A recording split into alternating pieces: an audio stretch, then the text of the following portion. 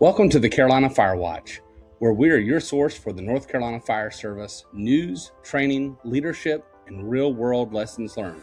From the mountains to the coast, we're powered by the pride, honor, and tradition of the Old North State. Now, let's get into today's show.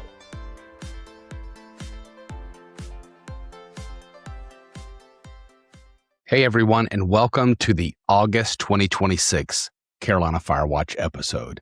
I'm your host, Brian Kelly, and this episode is being brought to you in partnership with the North Carolina State Firefighters Association. Speaking of which, if you haven't made plans to attend the South Atlantic Fire Rescue Expo August 11th through the 15th, what are you waiting on?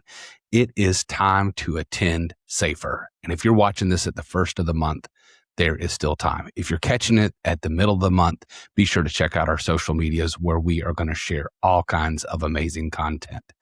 And of course, if you're there, tag us in your content. We would love to share it. As always, check us out on all social medias, TikTok, Instagram, Facebook, and YouTube. And of course, wherever you're listening, be sure to subscribe. With that being said, y'all, I'm super stoked. This month's episode, you're not going to want to miss. We're going to dive right into it.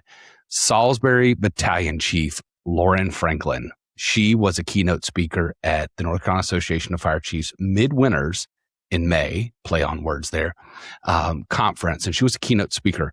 And we're going to title this month's episode, On Our Worst Day, Our Culture Showed Up.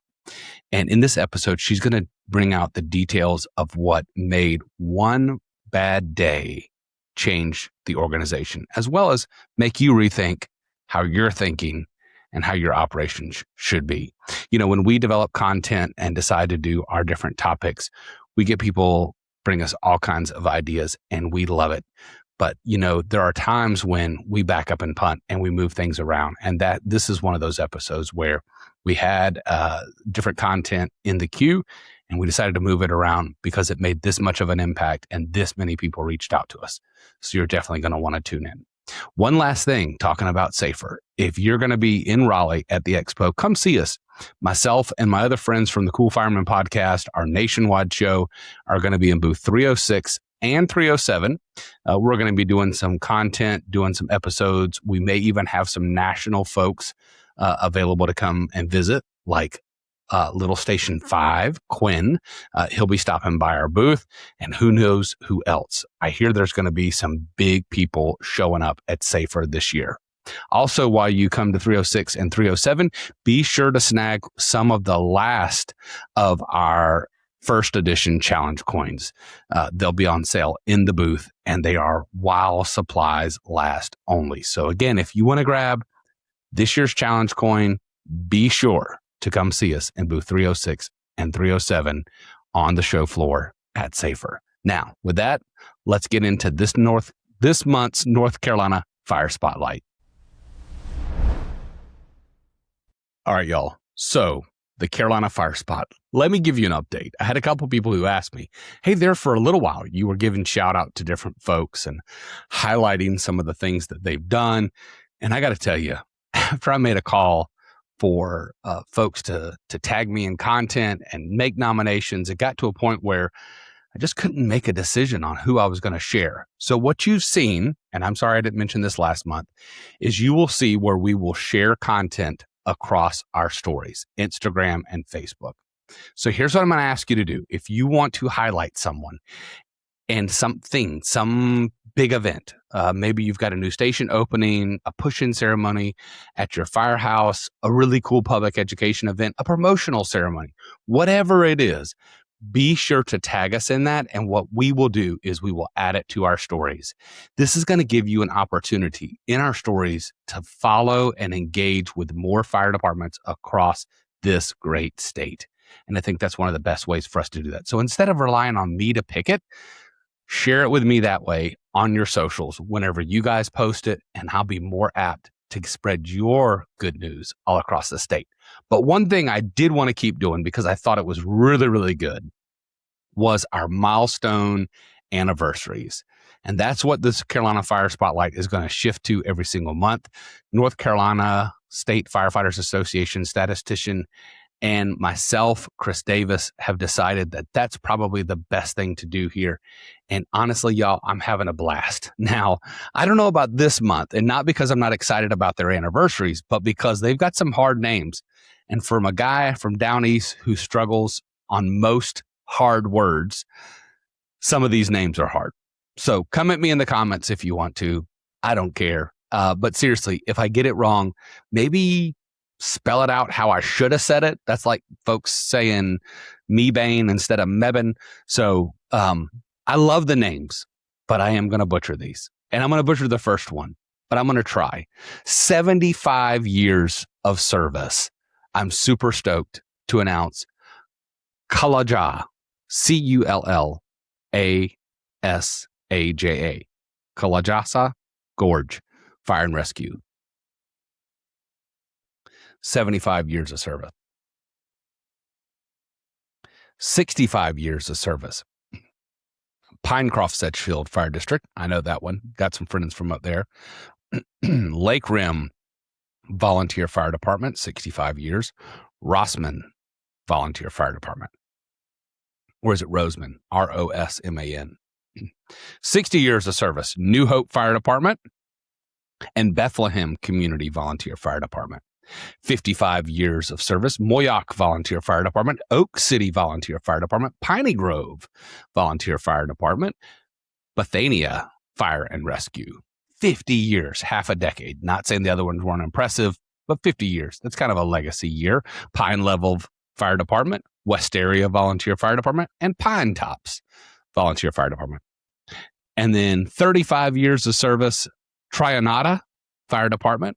I think that's how you say that. And then lastly, 30 years of service. Special shout out to Cool Springs Volunteer Fire Department. They got a pretty cool station if it's the Cool Springs that I'm thinking of. I wrote a little statement this month and I want to share it since we're announcing kind of our shift in the Carolina Fire Spotlight segment. And here's what it says. Whether you're celebrating 30 years or 75 years of service, your legacy isn't measured by the number of calls you answered. So some of these departments may not answer very many. It is, however, measured by the people that you've mentored, the community that you've protected, and the culture you've built. And I hope that what we bring to you guys each month will change and make it better than you found it and the ones from before you, and that's what your legacy will be. So with that, congratulations to all of our anniversaries in the month of August for your departments. Congratulations. It's not been easy, I'm sure, and a lot's have changed along the ways. Take a moment, sit down with one of the old timers, invite them for a cup of coffee or a cold Coca-Cola, and listen to their stories. They've got a lot to share, and it's well worth it. Speaking of that, that's a great segue into our next segment this month in North Carolina Fire Service history, and you're not going to want to miss it because it's a good one. We're going to go over to Carteret County to Beaufort by the Sea, Friday morning, August 5th, 1966.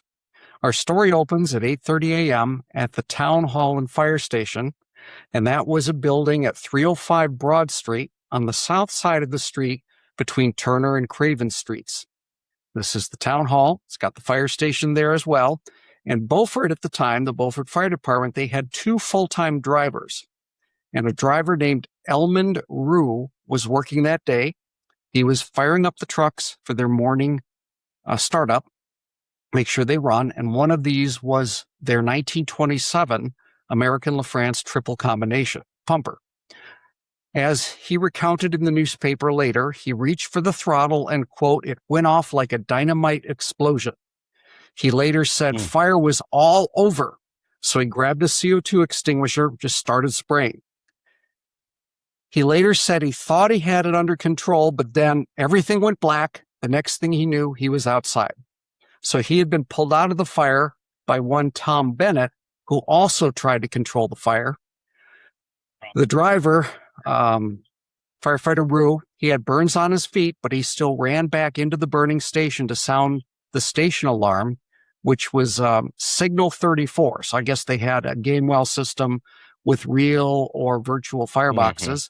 And then he started pulling the other trucks out.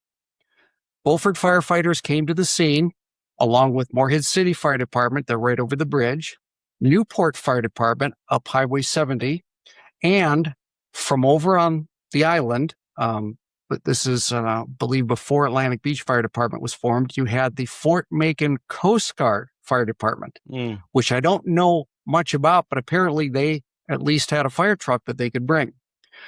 Crews fought the fire until about 11 a.m.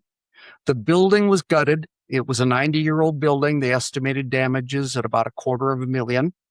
And they said 2 fire trucks were also scorched. Now, as it happens, this was the second fire in the history of this building, which dates back to 1870. The town hall was originally a public school, and it was located on the courthouse square, and it burned in 1927, heavily damaged by a fire that killed a prisoner in the jail. And since the time of that fire, the police department had been housed in separate quarters. Town officials later said that most of the town records were intact, if a little soggy, and Morehead City loaned Beaufort a fire truck they could use until theirs could be replaced. Also, the news reported that the town's fire alarm system was also destroyed. There wasn't more damage, though, because even though it's usually very windy at the coast, which would spread fire, the winds that day were not as strong as they usually were. And then if you're a buff like me and you go to these small towns around the state and you're always looking for one of these old town hall fire station buildings, that's why in Beaufort you won't find one of those buildings. I love your stories. I love the connection. I love the ability to not only learn something, but have the why behind it. And so, Mike, thank you for this month's segment. Real quick, for those who are going to watch this in the first part of the month, tell us about what you've got planned for Safer, when you're going to be there. We talked about that last month of when you'll be on the show floor and kind of what the game plan is. And if they can't make Safer, how can they find you on social medias and websites? Well, as usual, I will be at the South Atlantic Fire Rescue Expo. I'll be there on and off all day Thursday, Friday, and some of Saturday. So I'm a member of the Raleigh Fire Museum Board. I'm a volunteer there. I'm their secretary. And we have a booth down on the exhibit floor. We'll be selling shirts and coins. I'll also be taking my customary pictures. And it's always fun to take close-up shots of visiting firefighters, and they kind of they have a look of surprise. They're not used to it the way the crews are here. Look for the Hawaiian shirt. I'll be around networking, talking to folks, and talking shop. And they can go over to Lagares Fire Line on Facebook, or you can look me up online. Easiest way to find the pictures I'll be taking is just look up Raleigh Fire Photos, and you'll find my site. As always, Mike, thank you for a great this month in North Carolina Fire Service history. Thank you, sir. All right, y'all. I promised you that this main segment of the Carolina Fire Watch was going to be worth listening. And again, you're not going to want to miss it. You're not going to want to skip ahead. You're not going to want to do anything but just tune in because I've got Lauran Franklin, a battalion chief with Salisbury Fire Department and one of the keynote speakers from North Carolina Midwinters. Welcome, Chief Franklin, to the show. Thank you for joining us tonight. Thank you so much for having me. Well, let's talk a little bit about who Lauran Franklin is. Who is Chief Franklin, right? And how'd you kind of get your start in the fire service, where you're at now, and just a little bit about yourself overall? Sure. I'm just your typical girl. I'm married. I grew up in North Carolina, so I didn't go far from home. I have 5 children in my home right now, 3 biological children and 2 foster kids. So very busy life. Started my career young, very young. I was 14. I had a pretty early interest in the emergency field. It really started when I saw an ambulance. I really wanted to be a paramedic. I know that's sad, but I it is. Facts aren't fair. That's all right. Yeah, I flipped pretty quickly, but I was 14 years old. I saw that one of our local volunteer fire departments had an ambulance, and that's the only thing that interested me. And day one, we did fire training, and I fell in love right then and there. So I was a fire explorer, and As soon as I turned Nice. 18 and was ready to go, I joined the career side. Very good. Well, I wasn't quite 14, but I was pretty young, and mine wasn't an ambulance. Mine was a fire truck. So Yeah. it's kind of the same. Let me ask about your experience at Salisbury. You and I have had a conversation, kind of getting to know each other on the phone, as I do with most guests that I don't personally know. So tell me your story, or tell the listeners your story about Salisbury and kind of your history there as well. Okay. Well, Salisbury is we have 6 stations, 5 operating.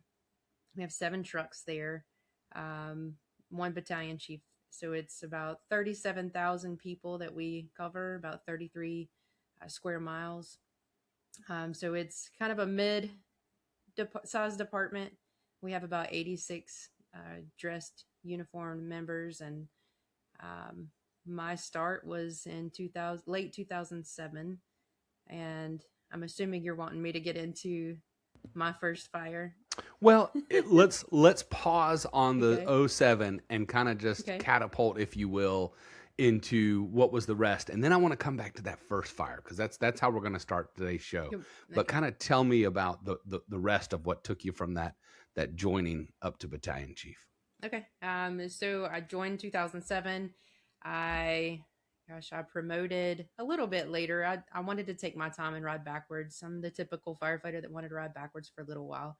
So I did several years there. I promoted to engineer in 2014. I decided that was not for me. So I promoted in 2016 as a captain. We had lieutenants at the time, and all you had to do was 18 months is pretty much your rookie captains.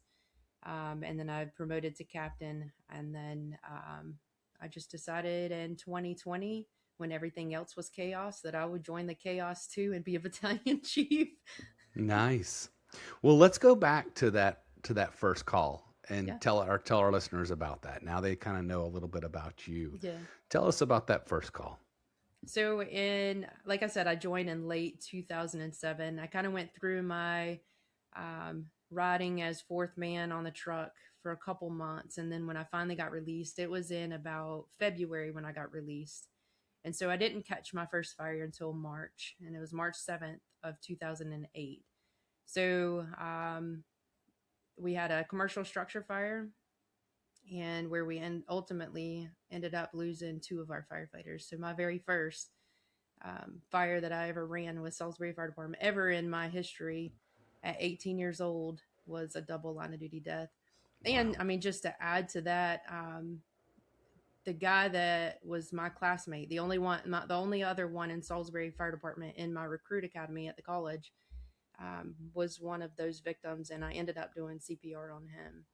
So it's just a rough start. No doubt. And the Yeah. reason why I wanted to go ahead and tell the rest of your timeline is because when you and I talked, we talked about, and it was so cool for last month's show with Chief Watlington to talk about kind of how his early fires changed his perspective. And I really want you to chime in and say how that changed yours and maybe set the tone for what would be. I mean, maybe some people may have decided to walk away after something like that, right? Right. That's a big impact. But what did it do for you? And then I want to know, what do you think it did for Salisbury Fire Department and how it prepared you for the 2025 incident?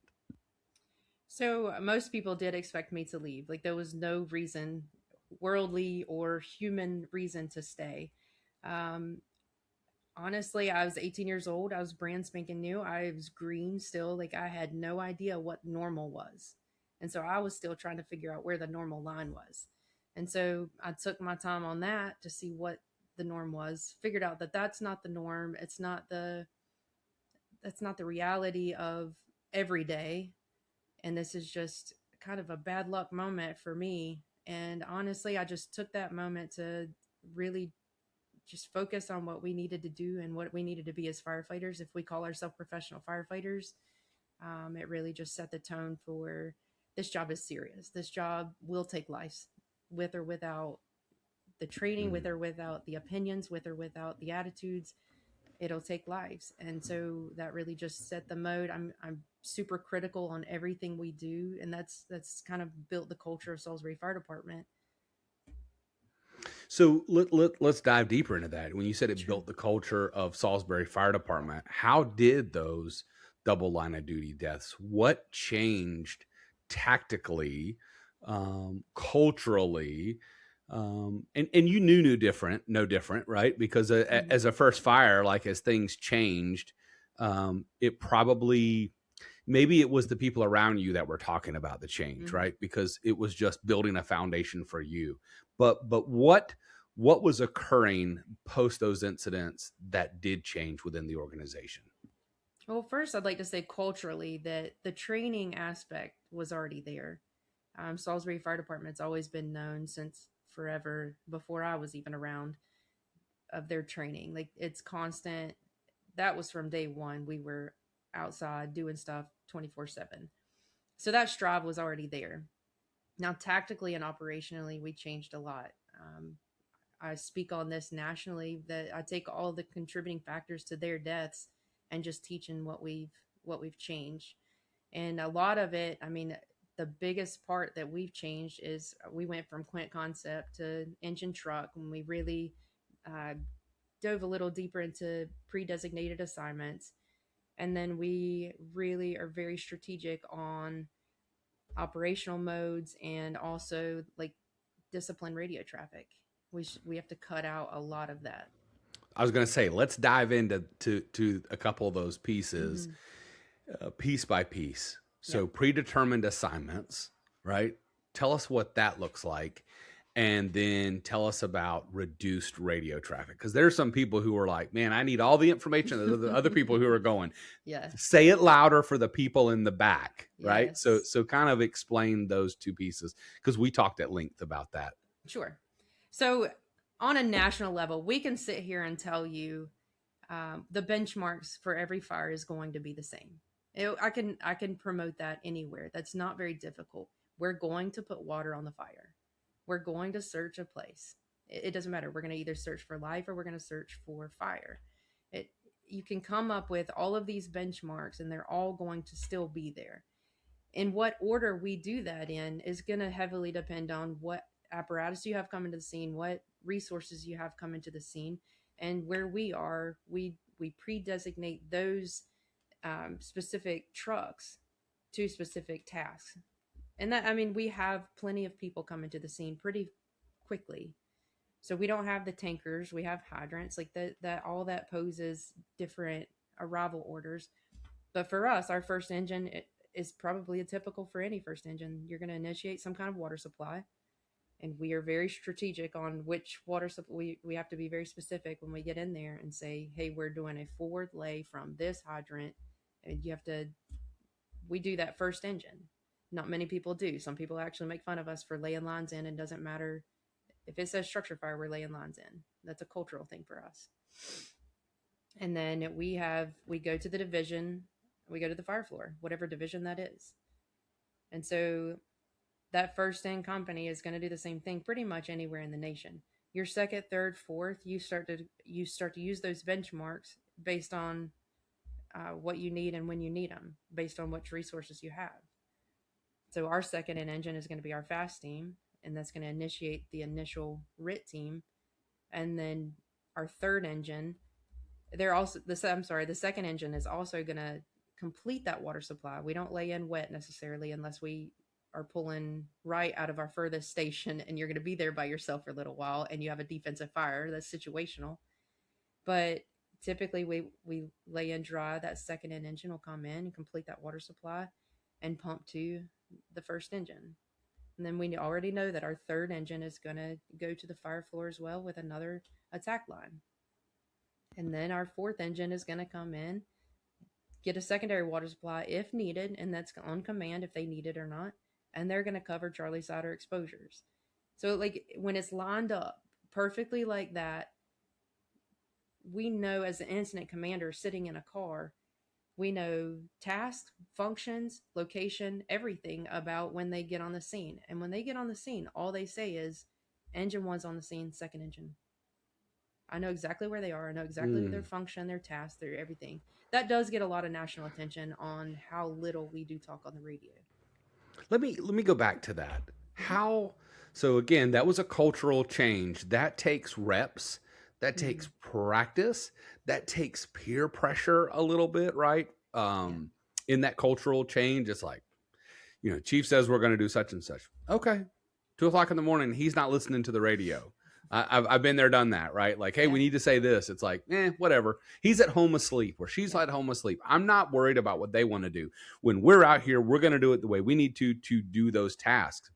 But you guys had mentioned the importance of minimum radio traffic. Why is that? Why is it so important to predetermine tasks and reduce radio traffic for what? What is the end goal of all of that?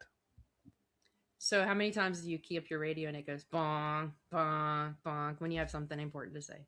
And it just comes down to like when there's something, an urgent or emergent traffic that can't get through, you're not doing your part. So we've trained you to a point to where you should be able to complete every task and every function without the battalion chief having to say, hey, I need you to climb that ladder. I need you to cut this size hole in this roof via the 3 whatever, all the cuts, all the different cuts you could sit there and promote. You don't have to do that because in our PDAs it says that the first truck on the scene is going to split their company. One's going to go in for primary search on the fire floor, and the other team is going to be the outside vent team. And they get to do that task or function anywhere on that fire ground that they deem necessary. We've trained them to understand whether they need to do horizontal or vertical vent and at what point they do that. And we have to trust that. So let's talk about, because I asked you, I said, when we first got to talking and before I dived in on the phone, I was like, this sounds a lot like Blue Card. And you were like, well, it's modified. So for those that may be thinking some of that, tell me how it's alike, but it's different and how it can work anywhere, right? Because with 50,000+ volunteers across the great state of North Carolina, there are people that are listening to this that says that won't work where I live. And I want you, because you and I talked at length again, and I think with a little tweak, it can work anywhere. Yeah, definitely. And so again, what is that mode to making it work? Not just for predetermined tasks, but like how? So, gosh, it's been a while since we were certified in Blue Card. All the chiefs there are.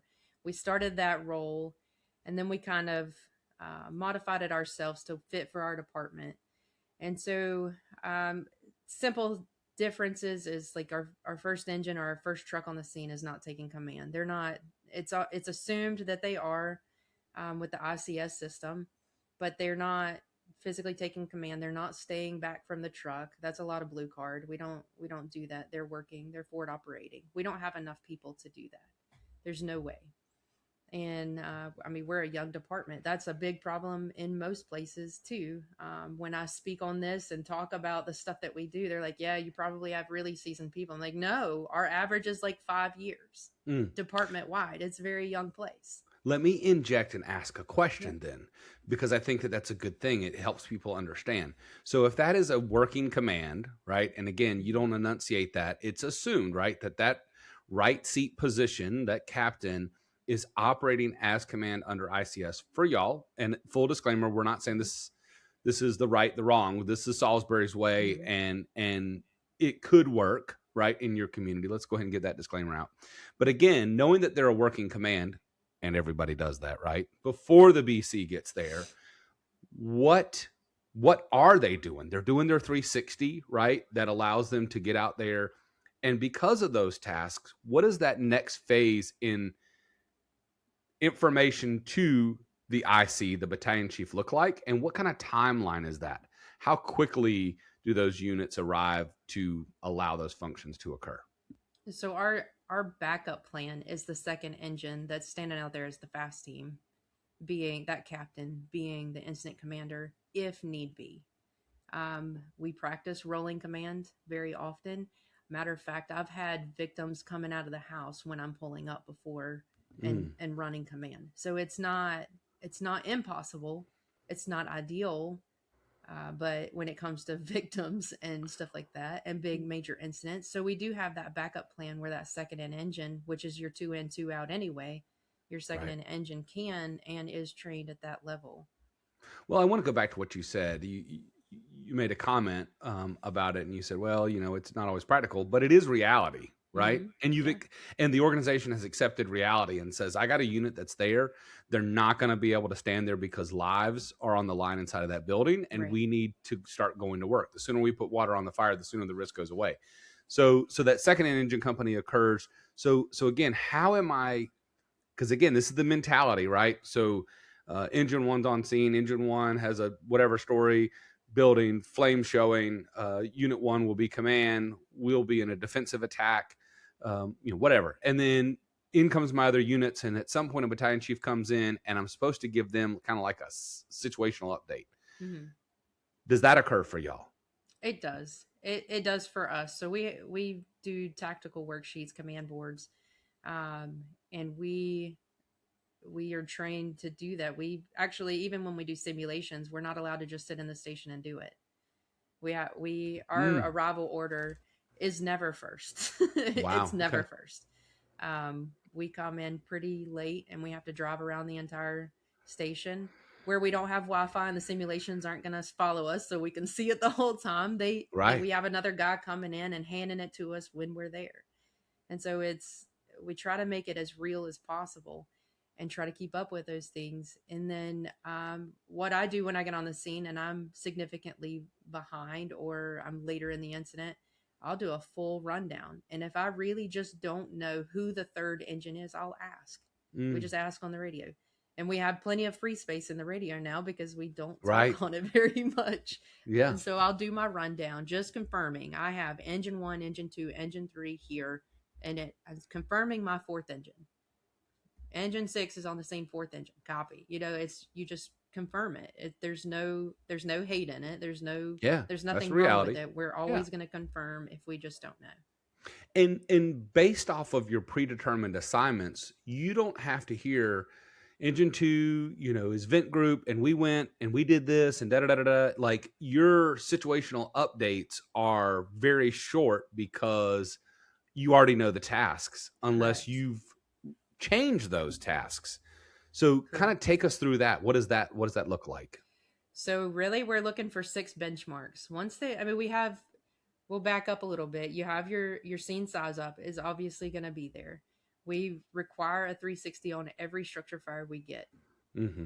And then an interior report. As soon as that interior report is there, I'm only listening for benchmarks. There's 6 of those. And if it's anything outside of those 6 benchmarks, we're listening for urgent or emergent traffic. So if you say anything off the wall, as a commander, I'm automatically keyed in like, what? Okay, this is not a benchmark. What's going on? And if you say something ridiculous, they're going to eat you alive later. It's going to be something different, but it heightens the battalion chief or the incident commander in itself. It heightens them to a point to where we're looking for benchmarks. And that way we don't have any confusion on the radio. I don't have to translate anything you said because these are the 6 things I'm looking for. So we have water on the fire. Mm-hmm. We have knockdown. And then we have primary search and then secondary search. And then we have extension underway and extension controlled. And once I have those 6 things done on our sheet, we can show that division, that fire floor under control. It's pretty simple, right? Very simple. Yeah. And again, it's not about checking boxes, but those are functions that have to be done, right? Yes. And like you said, the steps to get those done are going to be situationally dependent. But again, you guys have invested in promoting qualified people to get those tasks done. So you don't need micromanagement, which is what I loved hearing. And that, again, reduces radio traffic completely. All right. Yes. Now those are loaded. Let me just tell you that those are very loaded with functions. Okay. So no doubt. Yeah. So we also do a forward operating chief. So if we have that second chief coming in, then they are forward operating. They are going to the fire floor. That way they're the division supervisor. Then they're talking to just the commander. So it's usually just those two talking back and forth. They're reporting the benchmarks. So anytime when they have water on the fire, it's the division chief's decision to say water on the fire. I mean, that doesn't mean that they're not hitting the fire. If I withhold water on the fire, that means I'm withholding a lot of action that's about to take. So it's ventilation. As soon as we say water on the fire, that's coordinated ventilation with the attack. And so if we're not at a point where I feel like we're in control of the fire with water on the fire, I'll withhold that information. And then once I feel like, or multiple points of origin, like it may be an arson where there's multiple places and we don't need that ventilation yet because it's going to get us. So sometimes we'll withhold it. So it's very strategic in when we do give that information and those benchmarks to the incident commander. I love it. I would love to spend a whole lot more time on this. Absolutely. I think our listeners would, and you guys have got some classes and some information where you share more of that, but let's get in to the main point of today's show, which was the explosion that occurred December 15th, 2025. Why don't you set the stage for what it was and what occurred that day, and take your time. Go in detail, because I know the listeners are really going to want to know as much about it as possible. Sure. All right. So we've got a structure fire call at about right at 5 o'clock in the afternoon. So daylight. Our admin staff is getting off work, which ended up being the incident commander was an admin staff. I was not in house. I was making my rounds. So I was responding from Station 4, which is the western side of our district. And the fire was reported on the northern side of our district. So it was a little bit of an extended response time for me. Our crews, we had multiple calls. We had reports of fire through the roof. We had all the fun things that you want to hear over the radio when you get that structure fire call. Yeah. And so you know you're going to be fighting fire. Our first ladder got on the truck or on the scene first. They reported fire through the roof. The house was your typical ranch style house, but it had an extensive bump out on Charlie's side, which is what the middle of that Charlie side bump out is what was on fire. So the main portion of the house on the Alpha was just filled with smoke, and it was free burning out of the roof on that Charlie bump out. So our first engine got on the scene. They hooked tight in the front yard. They stretched long. They stretched a 300-foot line. That's a whole nother thing with placement. We prioritized the ladder placement on all of our incidents. So the ladder truck got their position.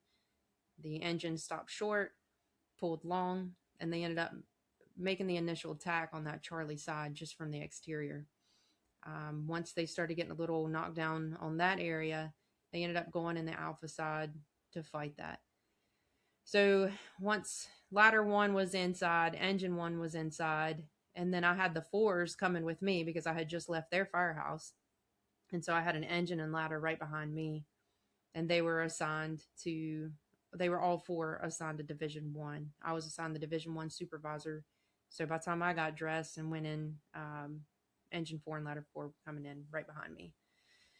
So pretty heavy, thick, turbulent black smoke coming out of the Alpha side. In my mind, I knew we didn't have really long. We had some time. We could make a hit on this and save this upper portion of this house. It seemed like it was the main portion of the house. And so one thing that just hits my mind immediately is I knew we didn't have too long. We needed to get water on the fire. Once we did that, we'll be fine. We'll be on our way. As soon as me as a battalion chief, as just the supporting role, as soon as my foot crosses that threshold in any fire, that means that I don't say anything at all. That means that I agree with the tactics and the strategies that we're doing today. So that's a big key that I hit on, is that I did agree with the tactic that was being done. So I had no problems going into that.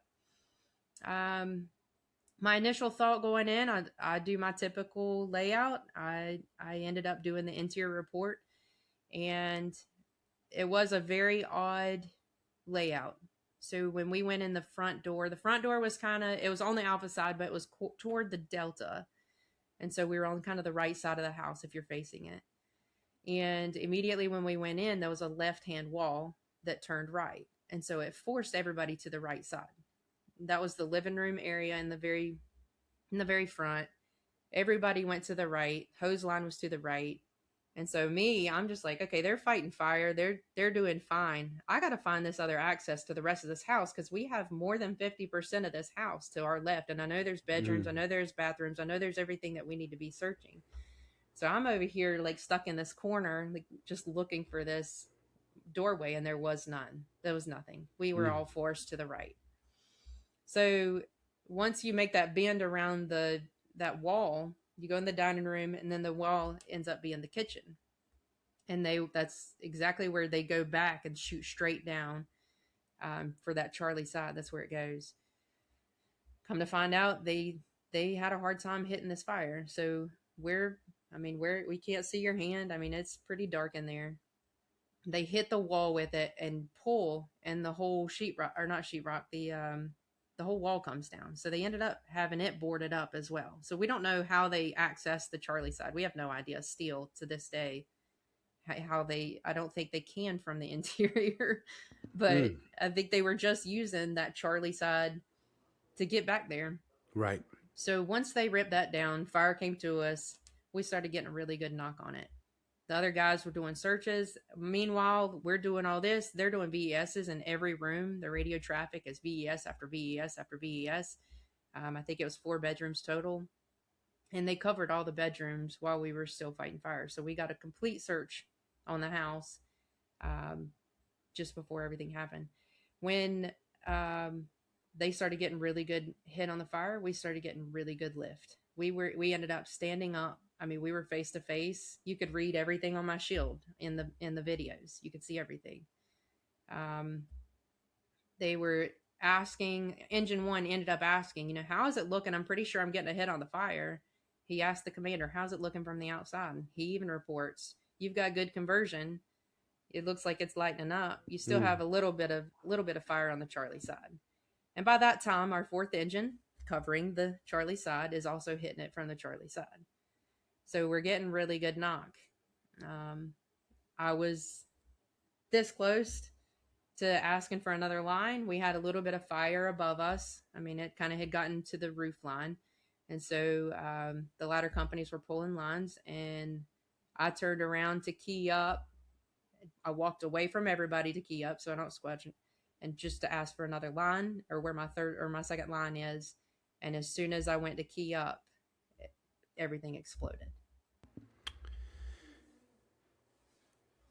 Let me ask this question. You may be able to share this, you may not. You go back to fundamentals. I always try to go to lessons learned and fundamentals of basic firefighting. And so there's a difference between a backdraft, a smoke explosion, all these different kind of things. Do you guys, and can you share? I know you and I talked about there's still some stuff being done on this because it is so new, right? Yeah.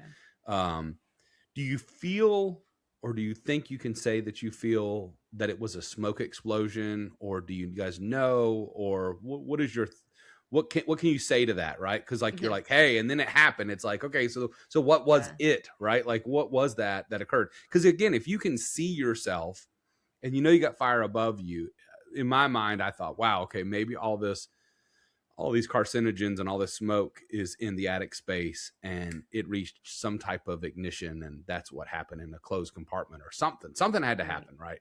Right. So we do have video from exterior and interior. In that moment, no, I didn't know obviously anything. We had really good conversion. We were face to face. We were well on our way to putting this thing out. It definitely came from underneath us. Oh, underneath. So it was definitely underneath us. The whole house lifted up over a foot and came back down. And so the floor completely lifted. Everybody, I mean, we had people on the roof when this thing went off. Wow. So so anyway, theory right now, it's not confirmed because they're all going through lab testing and everything. We had 2 incidents going on at the same time that we were not aware of. One, we were structure fire. One, we were not, which was a gas leak that had been leaking under the house for 2 weeks prior to the incident because of a repair they had on the HVAC system. Oh, wow. And so theory is that it was pre-filled already before we even got there. And then it finally reached the point to where it Found an ignition source. It found the crawl space where it had been collecting for so long. We also turned the gas off, right? Like we did a 360. Right. The RIT team ended up reporting on the radio, we've got the gas off. I mean, this captain specifically was, I mean, everybody was in a mental head block because me just going in thinking, what decision did I make wrong? You know, at what point does did my training not say don't go in there? Like I had a lot of things going through my head too. And then even the captain that turned off the gas, he said, crap, did I turn it on? Did I really go to that point to where I turned it on and just hurt people? And so like there's just a lot of questions go with that. But you know, turning it off potentially stopped the leak and could have leaned it out. We opened up and leaned it out enough to where it finally did catch that point. But who knew that was down there? There's no way to know that. On my national show that I'm on, the Cool Fireman podcast, Big City Doug, for those who listen to that, he has a phrase that I love, and it is, you inspect what you expect, right? And it sounds like because you guys question those, you had been predeterminedly trained through your tactics to make those steps, and you knew what to do. And like you said, you have ownership. You said, hey, by me walking in there, you said that earlier, by me walking in there, I, as battalion chief, agreed with the tactics. Number one, that's ownership. Much credit to that, right? Whether it's good or bad or whatever. But again, I think it sounds like you had enough reps to where you were confident in your decision, which is 100% spot on. Like that is to be credited, right? When you can get to that point where you're like, no, we trained so much that I was confident in my people, I was confident in my decisions, and we were good. And I think that's credible to the organization, regardless of the why. Again, what we do, paid volunteer, is an inherently dangerous job that can kill us. And so being confident and getting those reps and kind of to what you're saying is 100% spot on. So the explosion has occurred.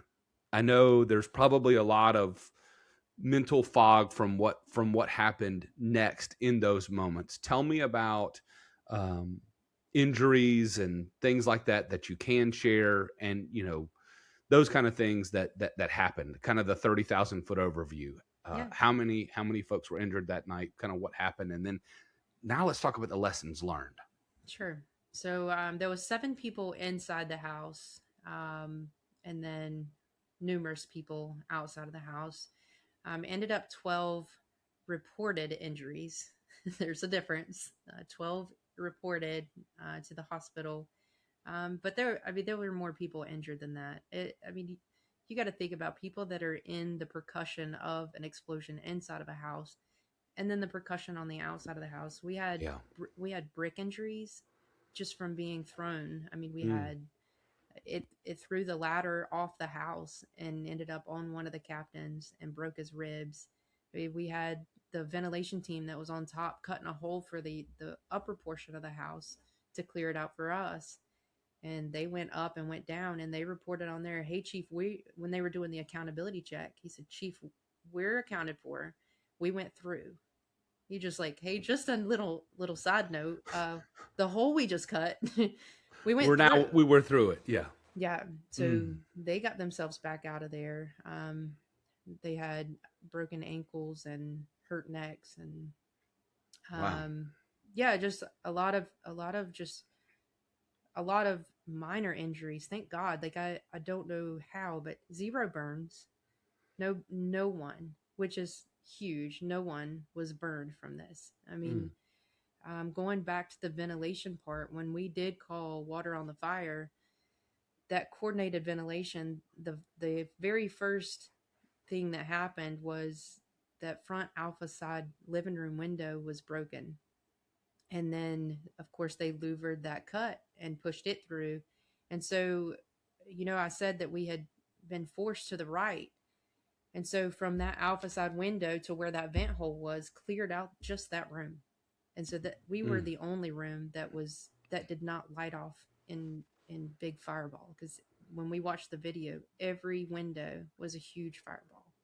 Oh my goodness. So super blessed in that area, but that's the coordinated attack. The coordinated fire attack with the coordinated ventilation, and that alone is strategic in itself.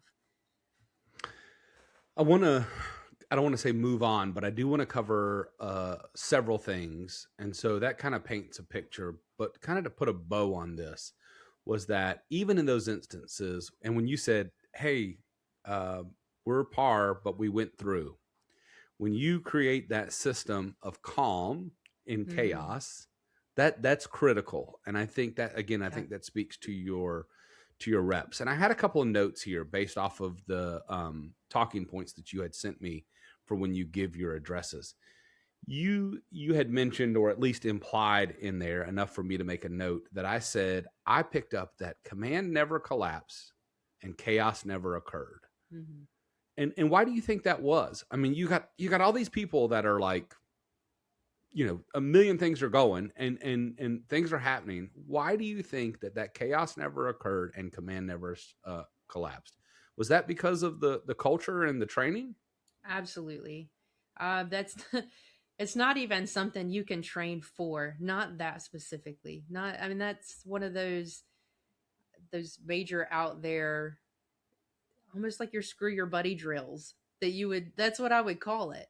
It's not, which that's reality. Unfortunately for us, you get to where, even if we were doing this as a simulator, to where you're getting good conversion, you're watching that, and then boom, there it is. Now what?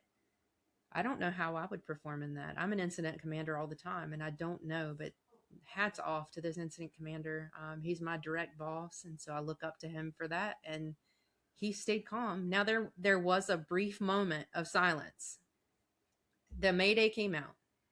5 seconds was the time. It was a little under. It was sub 5. 5 seconds. This guy went up in the air, came back down, and he even explains it. He says, Chief, I went in the air, and as soon as I went in the air, my initial reaction was to grab my chest, Mike. And so he was still in the air, and when he came down and hit is when he keyed up.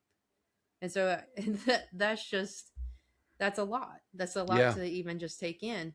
But the fact that we don't have the issue with training on Maydays. We train on Maydays often. As uncomfortable and as it is to hear or say either end of that, we train it. I mean, we'll do a whole month of Maydays every single shift at 9:00 in the morning. You're going to do your Mayday, and you get to choose what your Mayday is, and we go through it all. And the incident commander has that repetition to receive that Mayday. So it's not theory. That is muscle memory. Unfortunately, but fortunately, it is muscle memory. That's very true. It's unfortunately, it's not fun to practice. Right. It's unfortunately necessary. Yeah. I think I made a word there to begin with, but that's okay. I want to ask you this question because of all of those things. The human factor of this is that the people on that scene that day were, I hate to say affected, but I don't know how to say it. They are, it takes a toll on you, and it's I'm gonna say semi-fresh, right? We're less than a year after this, and you've openly talked about, hey, I've had sleepless nights. I've replayed this incident in my brain. Why don't you talk a little bit about that and like how have you handled that? Because that is normal, and maybe has that changed your perspective again, right? Like from that first call that you ran with a double line of duty till now as the battalion chief, has that changed your perspective on the profession that you love? Well, yes.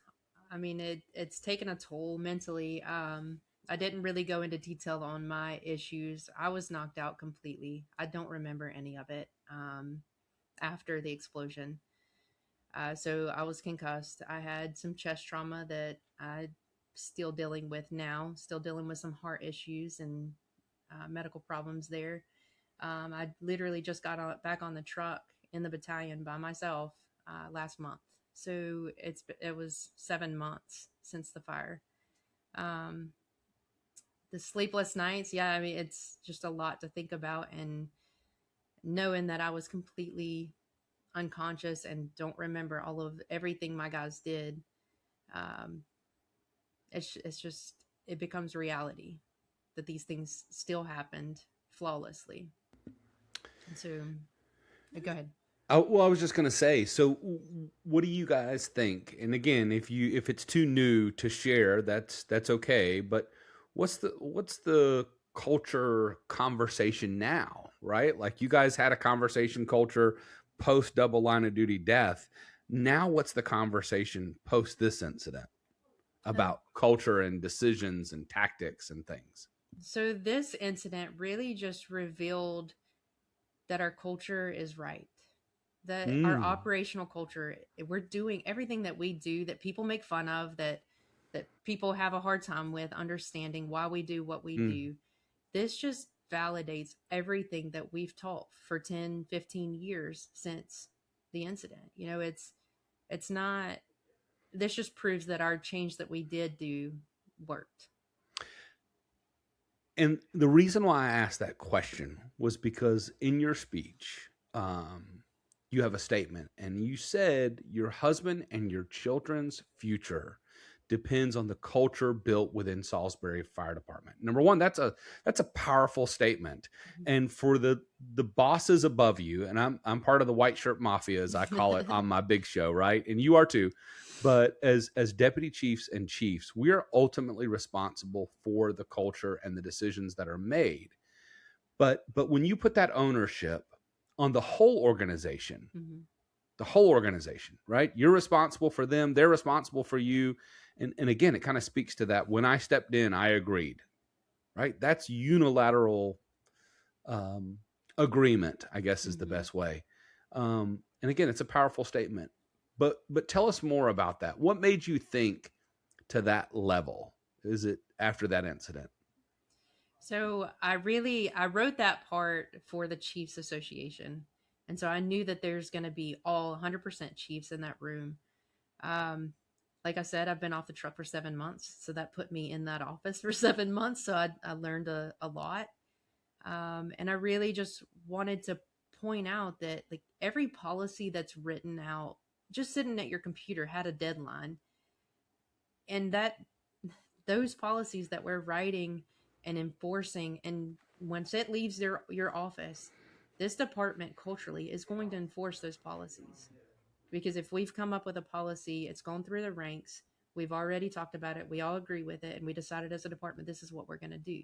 So if you're the chief and they're writing this policy and this procedure and this expectation, take your time with it, really think it all the way through, because it matters. Yeah. I want you to maybe summarize a little bit, if you could, put one thing that made sure that everybody lived that day. I mean, other than, I'm going to say God, right? Making sure that God make sure that he's ultimately that guy. He's the guy that, that made sure that was okay. But if you guys had to own one reason, what would it be that you feel like that everyone survived? Was it the training? Was it the reps? Was it, what was it?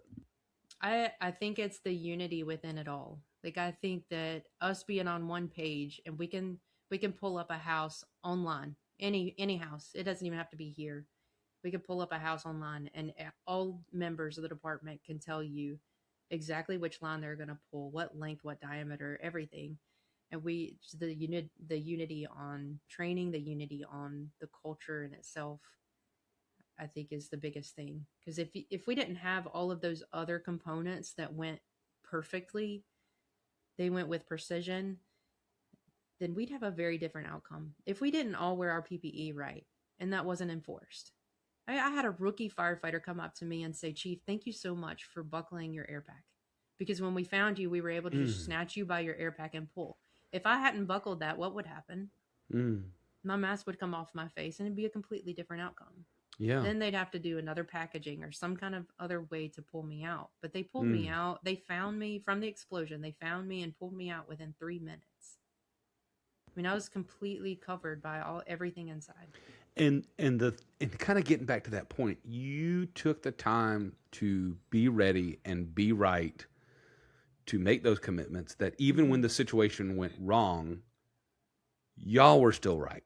Right. In what and that you goes did. back to the repetition. I got Right, the dressed on the reps. scene. Right. I got dressed on the scene. That was a hurry up moment. Right. But because of the repetition, there's only one way to put my gear on now. It's not a guess. There's only one way to do it. Yeah. Let me ask you a question. Let me ask kind of a follow-up question to that. Every fire department says they're ready, right? They do truck checks. They go back and sit on the couch. They do their training for the month, whatever it is, however it's required. Mm-hmm. How would you say to them, or can you say to them, that they're ready, or that they are getting it right? Do you think that because, again, you guys have that strong culture in place, that you're better for it? Or what would you say to that, to somebody who says, oh, we're good? I think that we're probably all ready for the basics. And if that's all you're doing is your monthly training, you're getting the basics. So if you get your basic fire, you're going to do perfectly fine. You're not going to do fine when it's the hard stuff, when it's something that's out of the ordinary. And we, as a professional firefighter group, we have to be ready for those crazy moments. And so if you want to be that basic firefighter, you're going to only perform at a basic level. And we're just not okay with that. We have so many opportunities to do our reps. We constantly get our reps in on fire alarm activations. What better opportunity? You own that building for about 10 minutes. Yeah. While you figure out if this is a false alarm or not. Why not ladder that roof? Why not stretch a line and see how far you can make it with your new firefighter? We take every single opportunity we can. We literally throw ladders or stretch the aerial on every fire alarm that we have. Some people would say that's too much, and you say too much, and you might get a fire. And what if you get a fire and you have to get all that back? Yeah, and it sounds like you're saying it's not enough, right? Not enough. Even that's not enough, right? Correct. So if every firefighter listening remembers, and this is going to be the last question we're going to leave before we get into the fun segment. If every firefighter listening remembers one thing from today's conversation, and they pick up on one thing, what do you hope that is? I'd say take every opportunity. Just take every opportunity that's in front of you. I mean, it goes back to the fire alarm activations, the medical calls. Do your 360 on a medical call. Let your companies go in, and if you need help with that, just repetition on those things is huge. Your initial companies coming in is going to set the tone for any fire that you go on, any emergency that you go on. And so in order to have that repetition, you lay it out, get that repetition, critique each other. And that's how you come one voice, one department. That's how you unify it. Well, very, very good. I loved it. If folks, your next speaking gig, I guess you could say, I don't remember if I saw you on the list at Safer. If not, kind of share with folks where you're going to be, when you're going to be, or how they can get with you to kind of have more opportunities to connect with you. Yeah, the next one I'm is Safer on the 12th of August. That's really the only one as far as conferences I'll be at. I'll be at individual departments all over in the near future, but Safer is my next big presentation. If folks want to connect with you and see about getting you to their department, to their college or whatever, how can they connect with you about that? I'm terrible with that stuff because I don't have Facebook or Instagram or any of that stuff because I really just don't enjoy it. But I'll be glad to leave my contact information with you, and you're welcome to share it. Sounds good. So hit us up at thecarolinafirewatch@gmail.com, and we will get you in touch with Chief Franklin. So with that, we're going to go into the fun segment, which is Bucket Brigade. All right, you know the deal. You get 100 questions. We're going to try to get through this as quickly as possible. And but I want you to take the time. I want to hear the backstory, right? The only thing important is slinging that information. So answer the question, but if you want to give a follow-up for the sake of conversation, it's always that much funner. So again, 1 through 100, we're going to do 5. in no particular order, or you can go in order. It doesn't matter, but give me 5 numbers starting with your first one. Okay, 22. 22. That question is, what's something you thought you'd outgrow but haven't? High CC motors. Oh, okay. All right. I got to know about that. Is there a story? What is it? Do you love them? I love motorcycles. Yes. I ride an R1, which is 1,000 cc's motorcycle. My husband and I, that's our passion. Okay. Yeah. You see, they ain't got time for Instagram. I'm on my motorcycle. That's right. All right. What's your next question? 34. 34. All right. What's the worst haircut you've ever had? A childhood haircut. Oh my gosh. And it wasn't my fault. I don't know why. Thanks, Mom. I had the bangs to the ears. I just never, I guess we couldn't afford. I was one of 6 kids. We couldn't afford haircuts. So Mom did it ear to ear. Yeah. Totally had a mullet before mullets were a thing. Oh man. Okay. So what grade was that, would you think? Oh gosh, I was probably 7 or 8. Old enough to remember. Old enough to remember. Yes. And didn't care at the time, but now really wish things would have been. The pictures are horrid. All right, what's the next one? 45.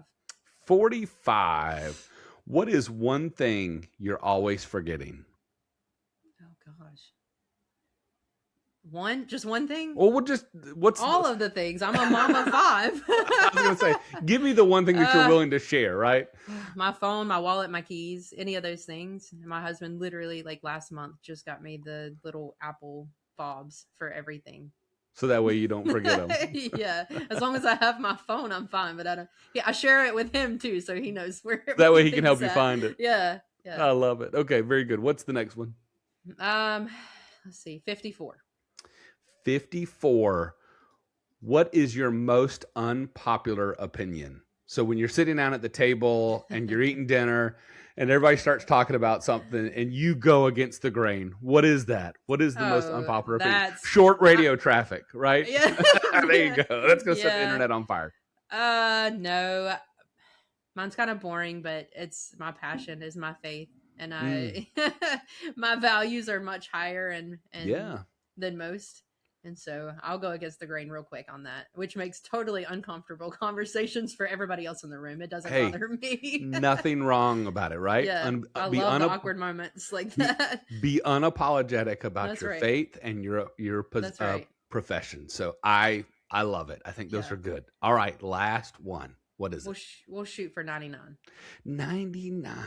Make you scroll. That's okay. I'm scrolling.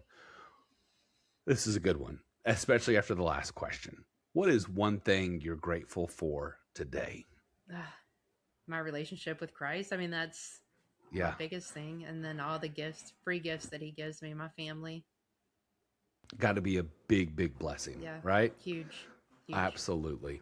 Well, here's what how I kind of want to end this. First off, thank you for coming on and doing this. This was somewhat last minute. I'll say we planned this in about a week and a half. Normally I have my shows lined up much earlier than that, but it's been a crazy time in the Kelly house this summer. So Chief Franklin, thank you for your transparency, your leadership, and your willingness to share your story. I hope folks take away as much as I did, if not more. So thank you for that. I appreciate you having me. Welcome very much. All right, y'all, stay tuned for our updates and our important information in the next segment. I told you guys you didn't want to miss it. And it is very, very good information. Hey, real quick, I just want to share with you a couple of updates. Don't forget, Safer 2026. There's going to be awesome changes to opening ceremonies. They're going to give away the Firefighter of the Year recognition. They're going to do inductees to the Timothy L. Bradley Hall of Fame class. We've got the keynote address by Chikarotis from Chicago Fire.